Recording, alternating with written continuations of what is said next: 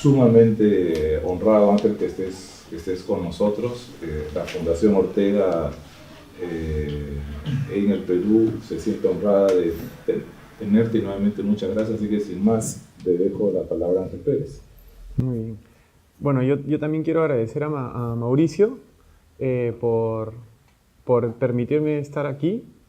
Para mí es muy importante, además, por todo lo que ha significado la coordinación y la gestión del intercambio de oficinas o despachos, que al final creo que es un intercambio en todo sentido, un intercambio intelectual, académico con la Fundación Ortega y Gasset, ¿no? con Goberna América Latina. De alguna forma creo que estamos bajo el aura orteguiana también en ese sentido, en ese ámbito que yo creo que Ortega tenía una visión no solo hispánica, sino muy global, y bueno, este intercambio es yo creo que una pequeña locura que iniciamos, que está funcionando además, y claro, yo allí ocupo en la Fundación en Madrid, en la Residencia Señoritas, también un despacho, que es gracias precisamente a ese intercambio y gracias a ti.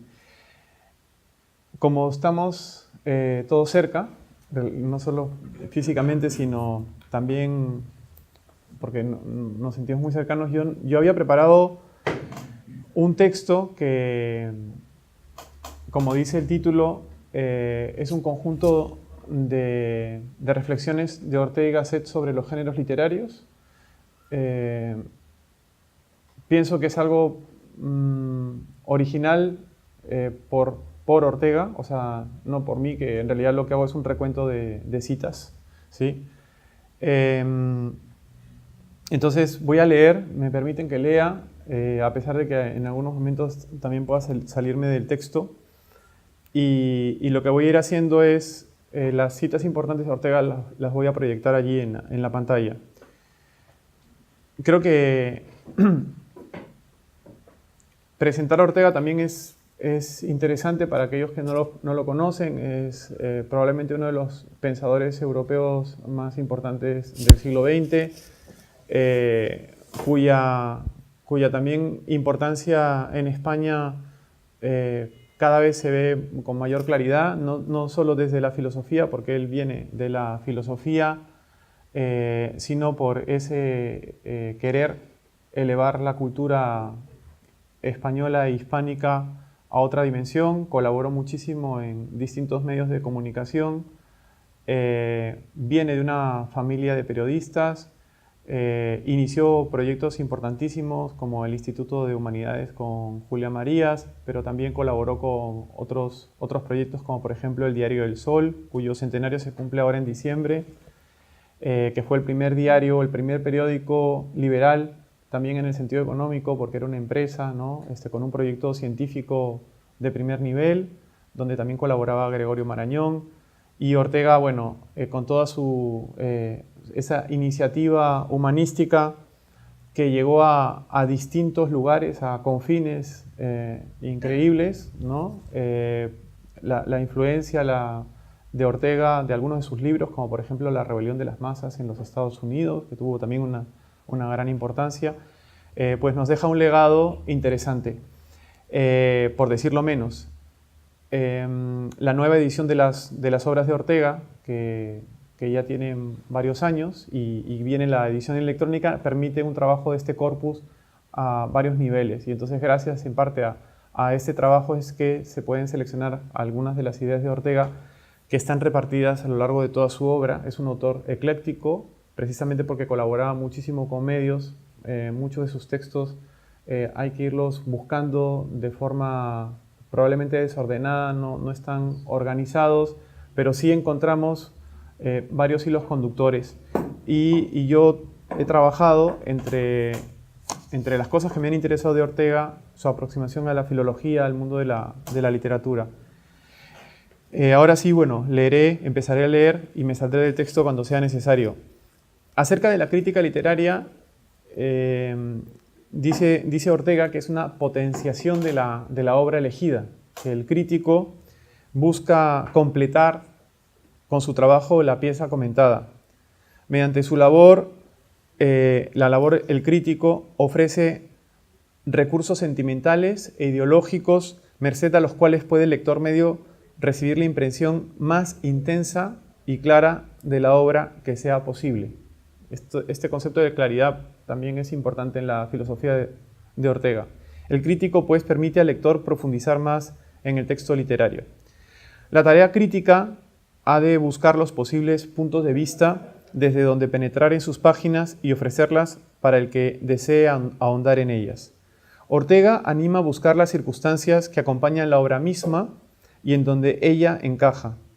Dice Ortega que entender una obra literaria es reproducir su génesis, por tanto, verla antes de que nazca, antes de que esté ahí ya. Y bueno, por eso también es importante atender a Ortega por esa precisión que tiene en el lenguaje cuando dice verla antes de que nazca, antes de que esté ahí ya, como objeto evidentemente estético. En relación al juicio estimativo que ejerce la crítica, Ortega señala el objetivo en este caso de entender aquello que busca el lector. No se refiere Ortega a una comprensión racional solamente, sino a que esta dimensión meramente cognoscitiva debe acompañar una capacidad de absorción vital. De alguna forma, Ortega también se inscribe en varias corrientes europeas filosóficas de pensamiento que vinculan la razón con la existencia. Se lo ha relacionado con el existencialismo de alguna manera o el vitalismo. De hecho, su filosofía se define como racio-vitalismo. Hay señales neokantianas en Ortega por su formación, heideggerianas. En algunos casos también Ortega incluso se adelanta a algunas de las señalizaciones de Heidegger, y fenomenológicas. La labor de la crítica sería entonces la de discernir entre lo que puede ser aprovechado también y lo que no, de ese aprovechamiento vital. Ahora sí voy a hablar de los géneros literarios, y Ortega ingresa a este marco teórico a partir de las lecturas de Benedetto Croce, quien a inicios del siglo XX, en 1902, publica el libro Estetica come scienza dell'espressione e linguistica generale. Esta obra puso en entredicho la idea vigente sobre los géneros literarios, y una de las teorías de Croce era la afirmación del hecho estético autónomo respecto de toda otra ciencia, también de lo útil y lo moral. En relación a los géneros literarios, Croce señala que son una forma lógico-estética creadora de distinciones en base a vocablos arbitrarios, de forma que desde una ciencia ajena al arte se llegan a leyes y definiciones generales olvidando la autonomía del fenómeno. Dicho de otra forma, para no complicarnos excesivamente, los géneros literarios para Croce no existen.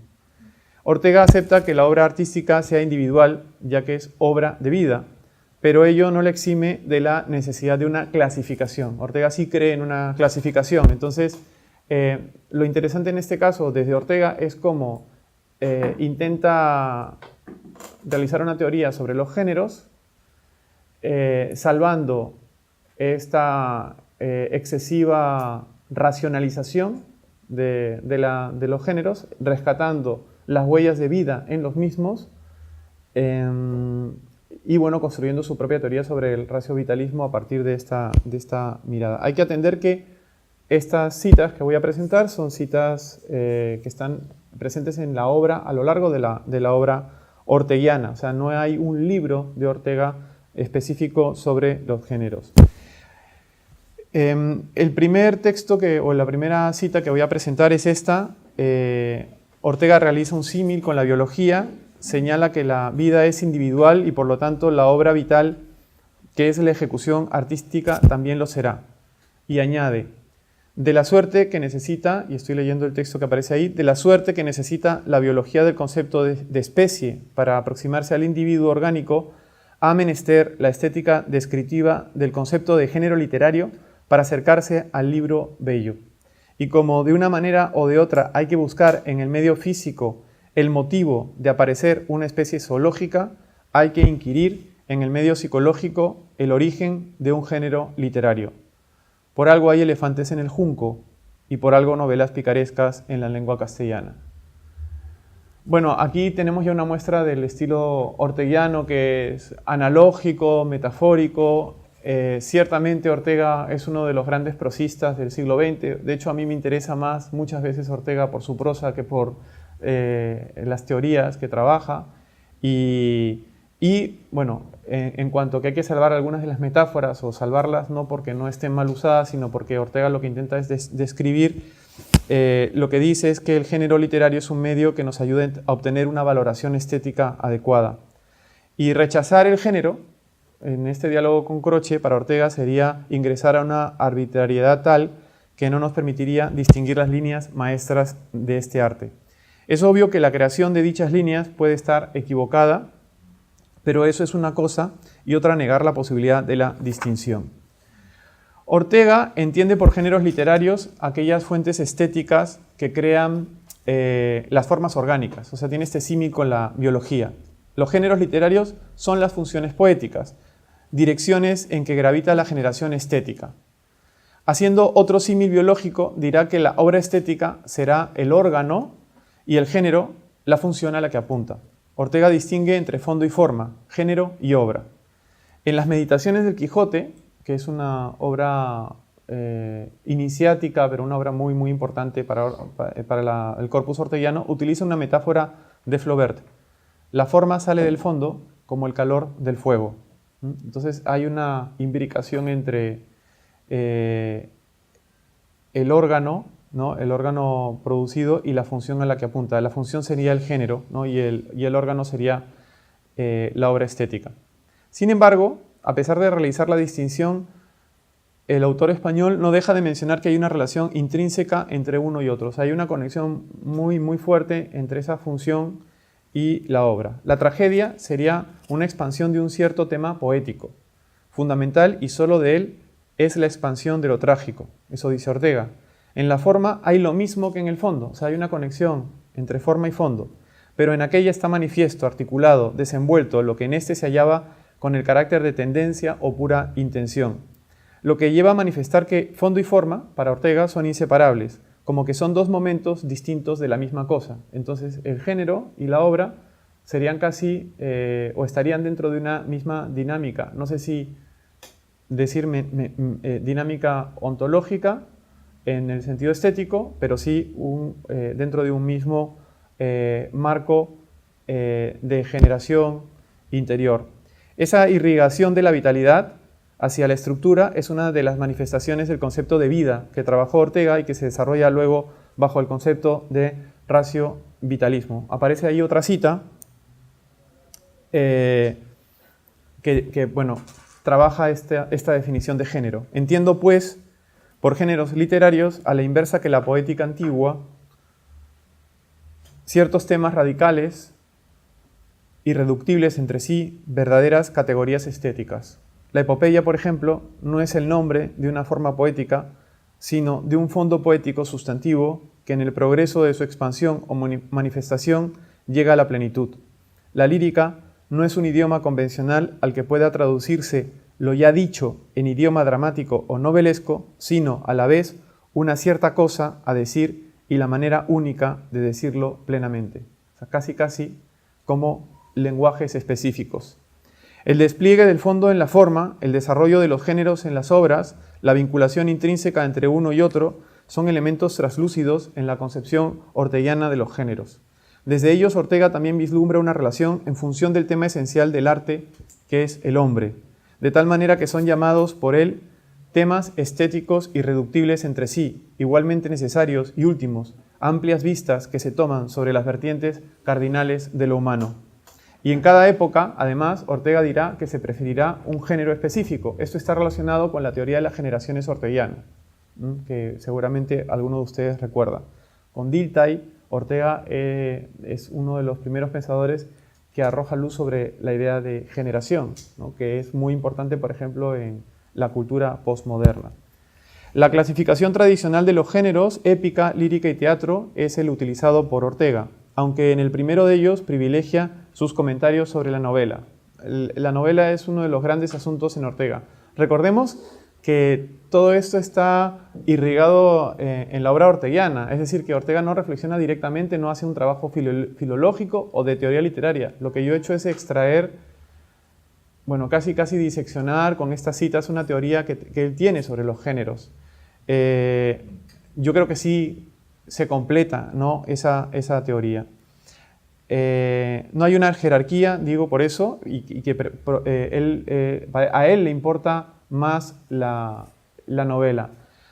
Uno de los estudiosos de Ortega, ya de la segunda mitad del siglo XX, dirá: no es posible afirmar que lo lírico recubre un área mayor o menor que la que corresponde a lo épico o a lo dramático. Esta tríada necesita de una correlación en la que cada aspecto necesita de los otros dos. O sea, esta también aproximación a Ortega desde la literatura.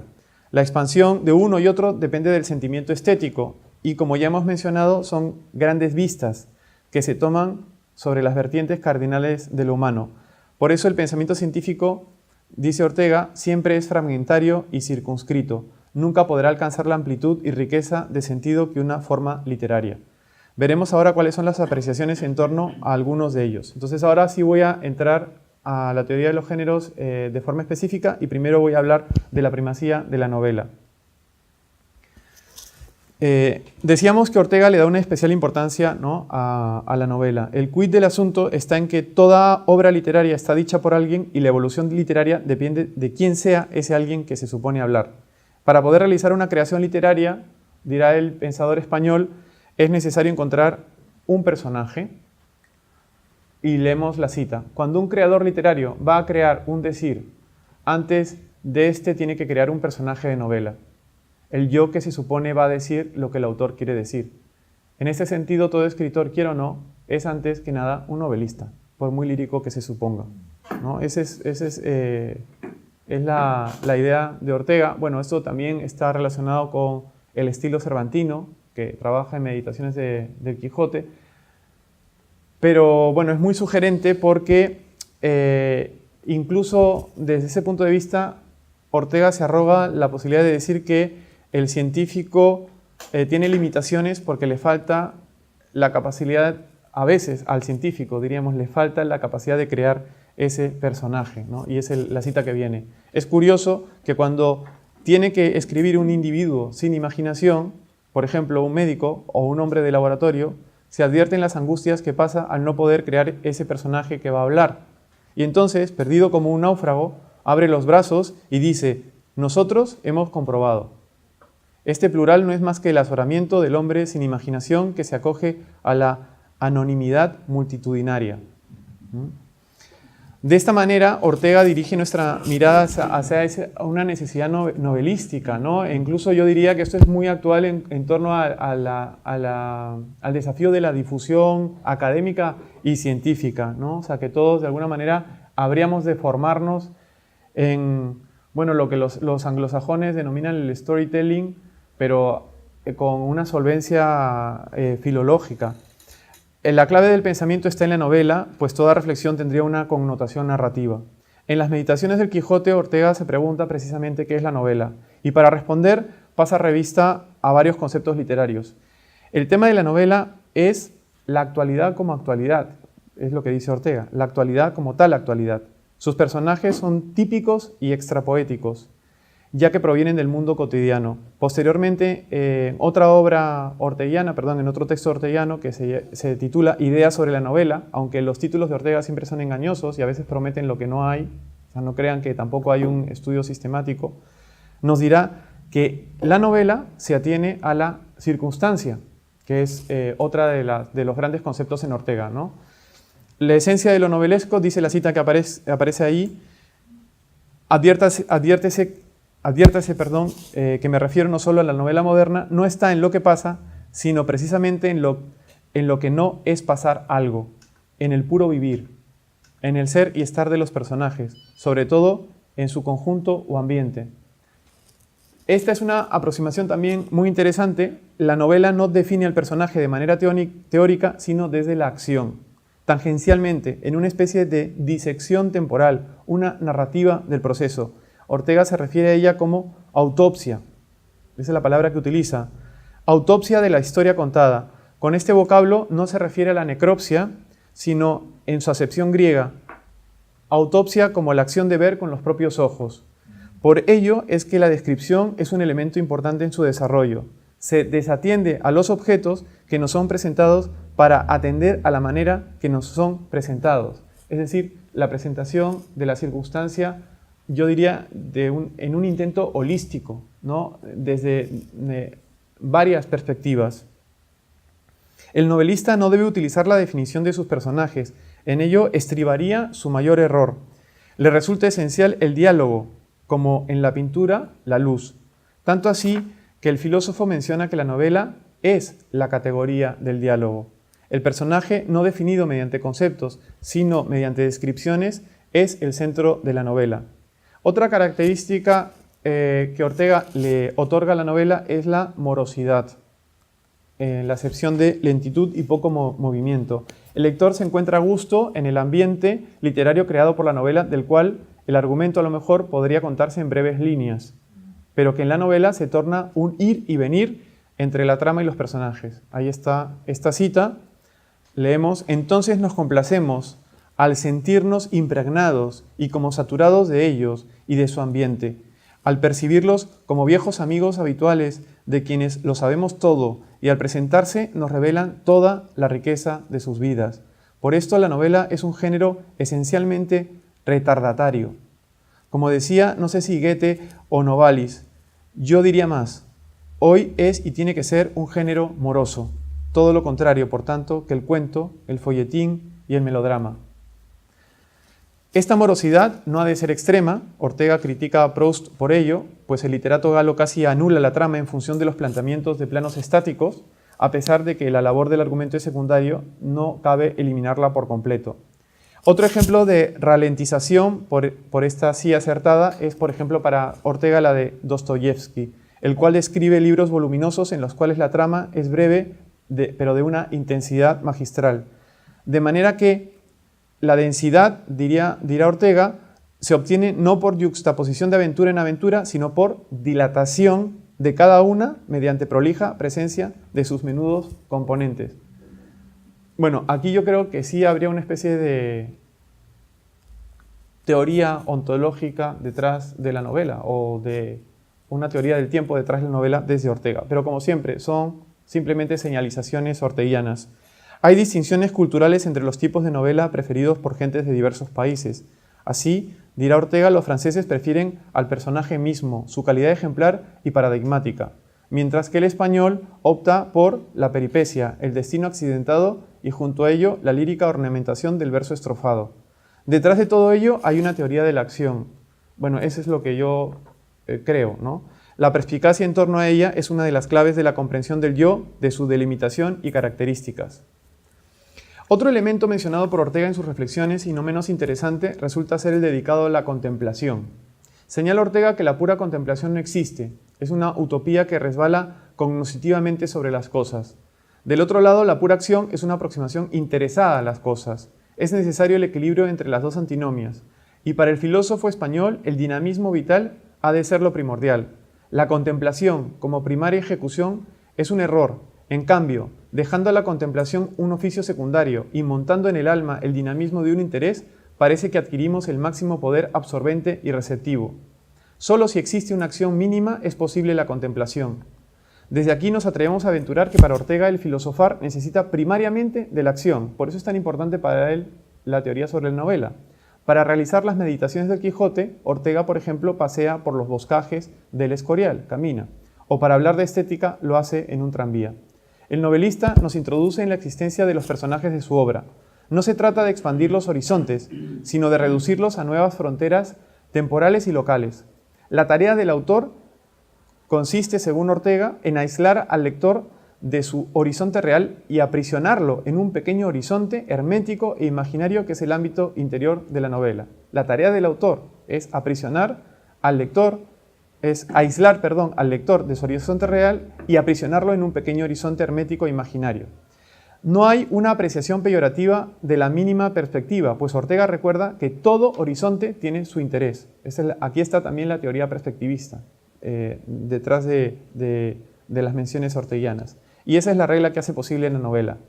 O sea, hay un hermetismo necesario en la novela y que es importante en un tipo de novela, por ejemplo en la histórica.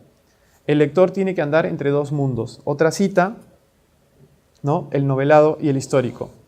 Y como cada horizonte exige una acomodación distinta de nuestro aparato visual, tenemos que cambiar constantemente de actitud. No se deja al lector soñar tranquilo la novela, ni pensar rigurosamente la historia. No faltan las recomendaciones de Ortega hacia los escritores de novelas en esta obra mencionada, Ideas sobre la novela.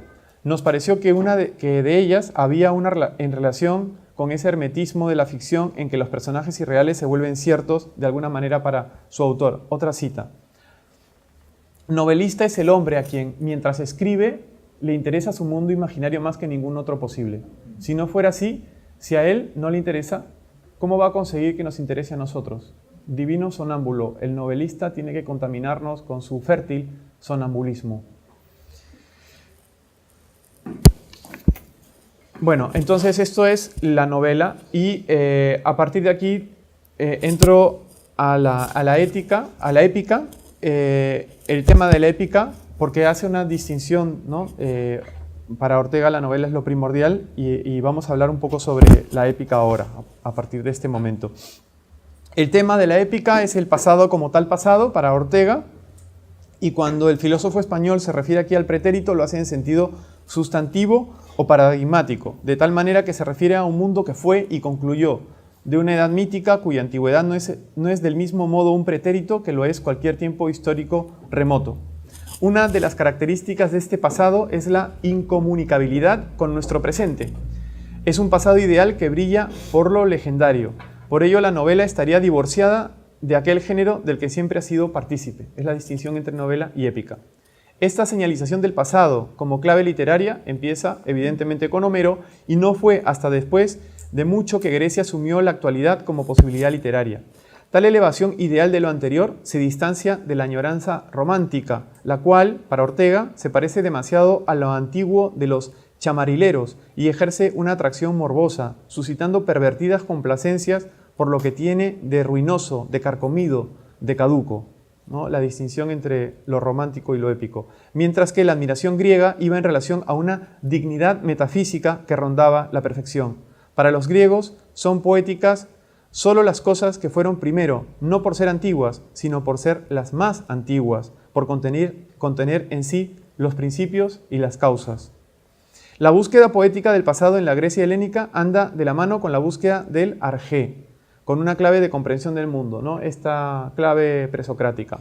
El rapsoda griego se distancia del llamado realismo moderno. Lo real para el hombre de hoy se vincula con relación a la percepción fenoménica, mas el griego, dice Ortega, entendía por realidad todo lo contrario.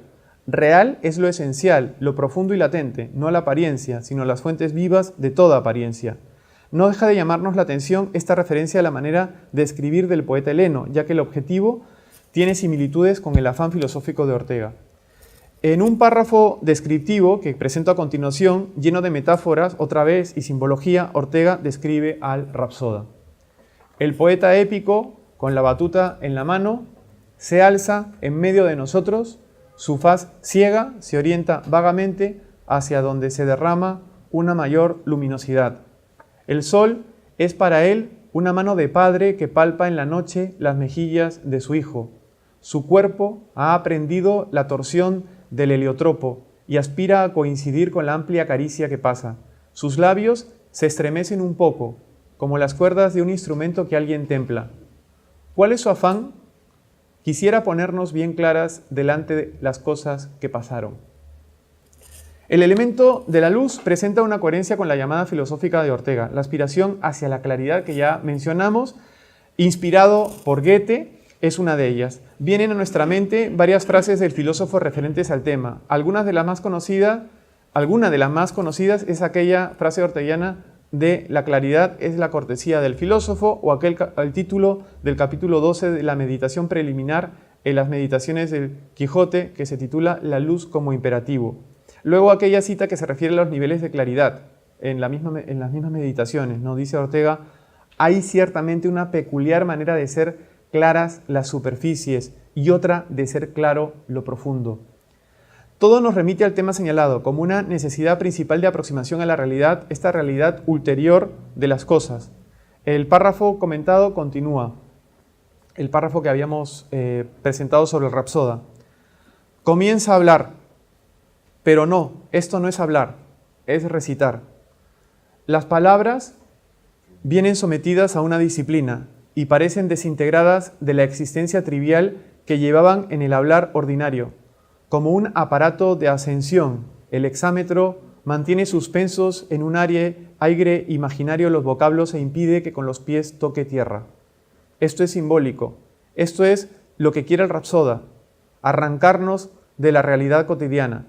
Las frases son rituales, los giros solemnes y un poco hieratizados, la gramática milenaria. Aupado de la acción cotidiana, el lector se traslada a una época anterior, pero también a una dimensión epistemológica distinta. Partiendo de las últimas líneas de este párrafo, podemos señalar que ese arrancar de la realidad cotidiana es una de las intenciones de la filosofía de ese traer a la superficie lo oculto o velado, que es una obsesión orteguiana. Y si bien no necesariamente las características estéticas del Rapsoda épico se presentan en ella, sí es cierto que es lícito usar medios líricos para ello. Ortega, de hecho, lo hace. Mientras que la novela tiene una intención descriptiva, la épica mantiene una intención narrativa. Para aproximarse al pasado es necesario contarlo. La narración es la forma en que existe para nosotros el pasado, dice Ortega, y solo cabe narrar lo que pasó, es decir, lo que ya no es. Se describe, en cambio, lo actual. Para que la narración sea adecuada, debe versar sobre algo que nos interese. De esta manera, en la épica, los sucesos cobran un plano importante dependiendo de sus características. Han de ser originales, interesantes, atrayentes, han de ser aventura. Esta aventura es un proceso único en cada caso, que, dice Ortega también, quiebra como un cristal la opresora insistente realidad. Cada aventura es un nuevo nacer del mundo, un proceso único. ¿No ha de ser interesante? La teoría sobre la narración tiene una conexión directa con la filosofía, ya que para Ortega es un método que esclarece la razón. La llamada razón histórica o narrativa es este método de aproximación a la vida humana. Dice Ortega, y se presenta en la televisión: para comprender algo humano, personal o colectivo, es preciso contar una historia. Este hombre, esta nación, hace tal cosa, y es así porque antes hizo tal otra, y fue de otro modo. La vida solo se vuelve un poco transparente ante la razón histórica. Recurriendo al tiempo y a la historia, habrá un mayor conocimiento del hecho humano. De esta manera, la narración que tengamos nos ayudará a una mayor comprensión del hecho que aspiramos a aprender. En contraposición con la razón abstracta, la razón histórica es narrativa. Ella es, para Ortega, la única capaz de entender las realidades humanas. Seguimos con otra cita. La razón histórica, otro concepto que ya ustedes supondrán que es importante en Ortega, que no consiste en inducir ni en deducir, sino lisamente en narrar. Es la única capaz de entender las realidades humanas, porque la contextura de estas es ser históricas, es historicidad. La literatura de imaginación es un desgaje de la rama épica. Los mitos cardinales que los helenos legaron en sus obras perduran de diversas maneras en las posteriores centurias. La literatura de la imaginación, dice Ortega, prolongará sobre la humanidad hasta el fin de los tiempos el influjo bienhechor de la épica, que fue su madre. Gracias a ella se permite la aventura. Los personajes épicos son figuras idealizadas. Lo primero en ella es la invención de seres únicos, de naturaleza heroica. Según Ortega, la aventura es una dislocación del orden material, una irrealidad, y nuestro tiempo, de un realismo superficial, a veces la desdeña. Sin embargo, hay hombres que asumen estos desafíos irreales desde sus creencias reales. Los hombres que andan tras la reforma de la realidad son los héroes, pero la sustancia de la heroicidad no radica en esa voluntad de cambio. Dice Ortega, porque ser héroe consiste en ser uno mismo. La vida del héroe consiste en una elaboración novedosa de lo cotidiano, en una resistencia a lo consuetudinario. Otra vez Ortega, una vida así es un perenne dolor, un constante desgarrarse de aquella parte de sí mismo rendida al hábito, prisionera de la materia. Como su nombre lo indica, la épica está relacionada con la naturaleza heroica, y con esta cita terminamos todo esto que estábamos comentando sobre la épica. Es primero invención de seres únicos, de naturalezas heroicas.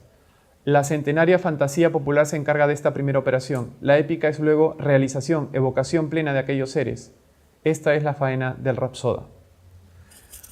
Bueno, como podrán haberse dado cuenta, además de presentar las citas, lo que intento es hilar las ideas orteguianas o las ideas de Ortega, y muchas veces lo que realizo en el texto son paráfrasis de textos de Ortega, intentando realizar esta hilación. Pero bueno, cuando cito a Ortega digo, dice Ortega, ¿no? Y luego lo otro es lo que digo yo.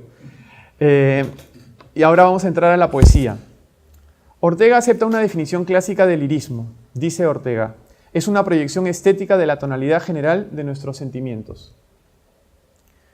Aunque enriquece la acepción con varios elementos casi siempre expresados con tropos. Así, por ejemplo, los poetas son, dice Ortega, furtivos cazadores de hadas. Tienden en las afueras de la realidad redes de cristalinos hilos que tejen para ellas unas arañas sentimentales. Otra vez, lleno de metáforas, ¿no? O sea, es además muy interesante porque habría que analizar a Ortega con su propia teoría, ¿no? Desde la prosa orteguiana creo que es muy lírica. Aumentadores del mundo, ¿no? Es también otra señalización. Añadiendo a lo real que ya está ahí por sí mismo un irreal continente. Una sintética y expresiva definición de Ortega es que la poesía es el álgebra superior de las metáforas. Como expresión del interior de la persona, su matiz dependerá del sentimiento vivido. Todo arte tiene una referencia antropológica, ya que el paisaje se pinta siempre como un escenario. Siguiendo estas líneas de pensamiento, llegamos a este comentario que aparece en la pantalla. Siendo esto así, no podía menos de seguirse que todas las formas del arte toman su origen de la variación en las interpretaciones del hombre por el hombre. Dime lo que del hombre sientes y decirte qué arte cultivas. La poesía se aleja de lo natural, es voluntad de amaneramiento, en su afán por alzarse de lo ramplón y cotidiano. La metamorfosis eufemística es una característica de toda poesía. Los poetas transforman las expresiones conocidas en otras que traen alas de trascendencia. Pero el poeta, dice Ortega, prestidigita y se saca cisnes de las mangas, convierte en áspid la flecha, el pájaro en esquila, la estrella en cebada rubia. La poesía, igual que todo arte, ha de traer una visión dramática para obtener consistencia.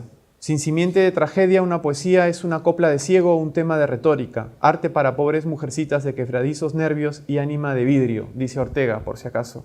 Hay ciertamente algunas afirmaciones que yo no ratifico. ¿Ah? Luego cuando lean el texto ya verán que yo me salvo a mí mismo también. Para ser poeta, dice Ortega, hay que ser fuente, manantial, profunda veta de humanidad que resume santa energía estética renovadora, impulsora, consoladora. El decir poético lleva a una consolidación metafísica de la palabra. El poeta busca comunicar y este decir no es tan solo un mero hablar. La comunicación en sí misma se vuelve el objetivo del poeta. En palabras, otra vez del filósofo, la poesía será un decir substancializado. Viene otra vez a mi mente la reflexión sobre la palabra. Cada autor desarrolla un nuevo idioma. Según Ortega esto sería así, ¿no? A través del cual llegan a nosotros objetos, como el ciprés llama, ¿no? Que es una frase que utiliza Ortega para hablar de la metáfora, de quien no teníamos noticias, ¿no? Porque compara el ciprés con la llama. Cada poeta es insustituible, porque nos ofrece nuevas vistas de la realidad, trayendo con sus vocablos distintas perspectivas. Estas visiones, llegadas por este nuevo idioma, son de la realidad. Por ello nos parece que el poeta cuenta cosas que ya sabíamos. Eso lo digo yo. Y dice Ortega, diríase que llevamos dentro inadvertida toda futura poesía y que el poeta al llegar no hace más que subrayarnos, destacar a nuestros ojos lo que ya poseíamos.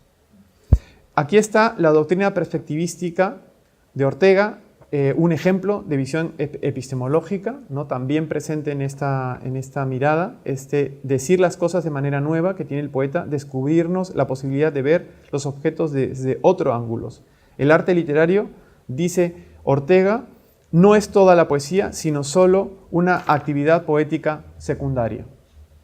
Ella obedece al fin creador de nuevos objetos. No siempre será realista, ya que en cada época las búsquedas varían. Sobre la apreciación lírica, Ortega señala la solemnidad necesaria para criticar los versos poéticos. Bueno, estos son algunos apuntes sobre lo poético. Y ahora llegamos a los apuntes sobre la tragedia. ¿Cuál es el tema trágico? El tema trágico para Ortega es la voluntad, el querer desde la realidad algo imposible. Está esta idea también orteguiana de su momento, en que es una época determinística y darwiniana, que no se interesa en la tragedia, y el hombre villano, aquel que reacciona y no acciona, al hombre villano, le parece un poco orate, dirá Ortega, todo el que tenga la voluntad de la aventura y se encuentra en la tragedia con un hombre forzado a sufrir las consecuencias de su empeño que nadie le fuerza a querer.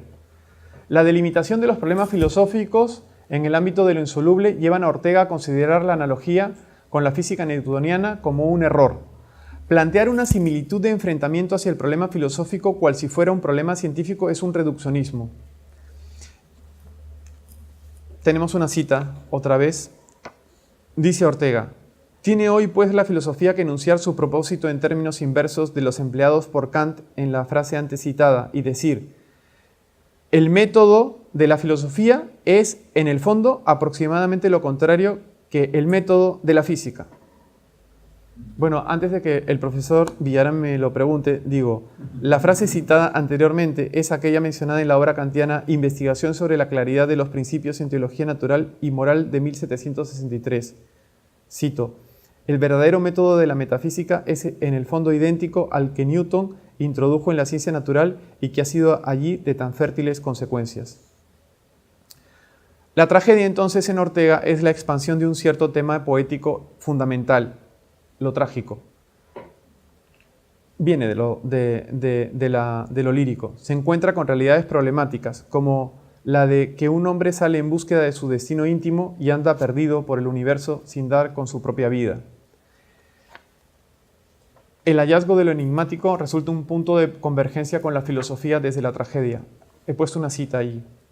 La tragedia y la filosofía se emparentan. Ortega lo explicará en esta cita. «Me sorprende no haber leído nunca que la filosofía propiamente tal se constituye en Grecia, con Platón y Aristóteles, como continuación inmediata de la época en que floreció la tragedia. La ciencia consiste formalmente en ocuparse de problemas que son en principio solubles. Son, pues, problemas de un problematismo relativo, manso, problemas que al empezar a hacerlo están a media resueltos, mas el problema que dispara el esfuerzo filosófico es ilimitadamente problemático, es en absoluto problema. Nada garantiza que sea soluble. Por tanto, el héroe trágico se halla ante un problema ante el cual voluntariamente se enfrenta, y de esa manera la filosofía es justamente lo que sigue a la actitud trágica, la cual consiste en que la tragedia se acepta y se queda uno en ella, esto es, ante ella. Es entonces cuando empieza la lucha entre la tragedia de un problema tremendo y el filosofar del hombre que busca resolverlo, y esta lucha antitrágica es la nueva tragedia. La nueva tragedia para Ortega es la filosofía. Bueno, vamos a algunas conclusiones, ¿ya? Sí, y no sé cómo voy de tiempo. ¿Sí? Ya para no cansarlos tanto, ya estamos terminando. En los trabajos de Ortega hay una clara aproximación teórica a la literatura. Existe una crítica literaria disgregada a lo largo de su obra, alentada quizás por sus lecturas juveniles o por su evaluación de la palabra y posibilidades. Priman sus acercamientos a la épica. Esa preponderancia de lo novelesco es un hito que se encuentra inserto en la epistemología orteguiana. Para Ortega la novela es una forma de conocimiento, de descripción de la identidad personal y su circunstancia. En ese sentido, la narrativa de Cervantes es un testigo cuyo estilo intentará alcanzar a Ortega a lo largo de su carrera. Pero es la novela moderna la que resulta un modelo sugerente de comprensión de la realidad. La valorización de la novela tiene ligazones con su teoría sobre las generaciones y específicamente sobre la vida humana. Esa vida que es el desarrollo del yo temporal en un momento específico y que se apoya en la descripción de la circunstancia. La novela encaja con la peculiar fenomenología orteguiana que enseña a conquistar la realidad, asediándola en círculos concéntricos, salvando en derredor todo aquello que mantiene la identidad humana y su expresión cultural. De esta manera, Ortega conjugaría una noción del conocimiento en la novela con una idea alternativa de progreso que incluyó la narración y el dato de la experiencia. Para Rachel Schmidt, el retroceso científico y las imposiciones morales en España durante los siglos XVI y XVII no justifican la negación de los ascendientes hispánicos en la temprana modernidad. Según Schmidt, el peso del arte y la literatura auriculares merecen una atención y un análisis particular. Como ejemplo de esta influencia tenemos al Quijote, que como primera novela moderna plantea una revolución solo reconocida mucho después de su publicación. Ortega era consciente que el Quijote no es un planeta aislado en el universo aurisecular hispánico, pues lo acompañan otras obras de enorme riqueza que revitalizarán la ficción en la prosa de Occidente. Rachel Schmidt es una profesora contemporánea nuestra de la Universidad de Calgary, en el Canadá, y que tiene un libro muy interesante del cual hablaré luego. De alguna manera, esa cavilación sobre los géneros también convergirá en el propio estilo de escritura orteguiana. Las anotaciones sobre la epopeya se entroncan con las mencionadas sobre la novela, pero además relacionada con el origen de la filosofía y sus vinculaciones metafísicas. Probablemente Ortega recoge las herramientas literarias que le puedan servir para ir conformando un estilo propio, al servicio del lector, con el fin de elevar el nivel cultural de su país. Se puede atender especialmente a la característica lírica que hemos comentado, puesta al servicio de la consideración filosófica como una herramienta que permite descubrir el mundo. Quizás sean los instrumentos poéticos los más reconocibles en el estilo orteguiano, una de cuyas características, la analogía, se funda en esa voluntad de mostrar mediante metáforas aquello velado u oculto. Igual que el poeta, el filósofo ha de asumir también una caracterización dramática para intentar capturar los conceptos en una misión humana y sentimental desde un escenario específico y con el cometido de salvar lo que hay en derredor. Las anotaciones sobre la tragedia son más breves, pero están ligadas a otro asunto filosófico fundamental, la libertad. Dicha interrogante es una continuación natural de la cuestión trágica. En suma, la aproximación orteguiana a los géneros literarios es un bagaje muy sugerente para trabajarse desde la teoría de la literatura, atendiendo a su perspectiva específica, y una reflexión que enriquece de manera heterodoxa la crítica literaria del siglo XX y sus vinculaciones con otras áreas de las humanidades, específicamente con la filosofía. El pensamiento orteguiano es una continuación y desarrollo de los debates planteados inicialmente por Schlegel y continuados por la escuela neokantiana. Para Ortega, El Quijote es la novela española por excelencia que supera las anotaciones de la crítica durante el siglo XIX. La decadencia de la novela durante el siglo XIX obedece a que se difumina el contenido trágico y se tiende a focalizar el análisis en lo material. Las demostraciones del conocimiento del pensamiento orteguiano y su presentación como un referente en el desarrollo del pensamiento europeo del siglo XX es una interesante contribución al estudio de sus importantes aportes en la crítica literaria contemporánea. Muy bien, bueno, pues eso es.